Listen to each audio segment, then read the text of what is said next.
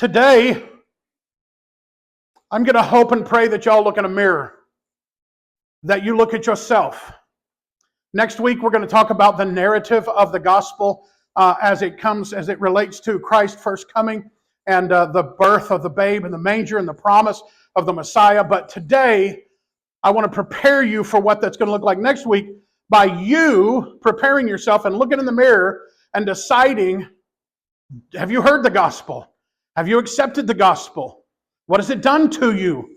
What does it do for you and through you? So, how many of you guys have heard this word, especially in politics? It's a big deal. Everybody talks about a different narrative. Because do you think it's possible if the truth right here, dead center, 12 o'clock, whatever you want to call it, the truth is right here. How many of you guys know that there are some stories right here? Guess what? You probably told some of them. And so have I. Remember, this is dead center. This is the truth. And how many of you have told this truth? It's right there. It's really close.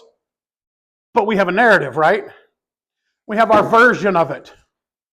Do you know that when people go in churches, I may or may not get to all my notes today, and I've reduced it by half. So that's why I got to preach the rest of it next week. But I may not even get to all the notes that I've got here. I'm going to tell you something. When people go into a church, they hear a pseudo-gospel, a partial gospel, a bent gospel, a gospel that's not dead center. They hear a little bit about the Bible and a little bit about whatever. But you have a narrative, and so do I, and so do local churches. Do you know that if you go visit local churches, you're going to hear all versions, all kind of versions of what they think the gospel is. And I would say 50% of them are not even close to being biblical. And that's coming from churches and pastors who went to liberal seminaries and who were taught some ideas about religious whatever.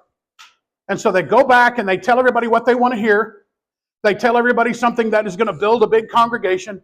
And they're not really telling you the truth. It's not on dead center. It's not the pure, true gospel because they've told a narrative from here or a narrative from here. And you might say, I'm on the right or I'm on the left or I'm this or I'm that. It doesn't. I'm just telling you, we got to be biblically sound and we got to point people straight to the cross from a biblical perspective, not from your family background, not from your trauma, not from your struggles. I'm talking about people need to hear the gospel true according to the Word of God.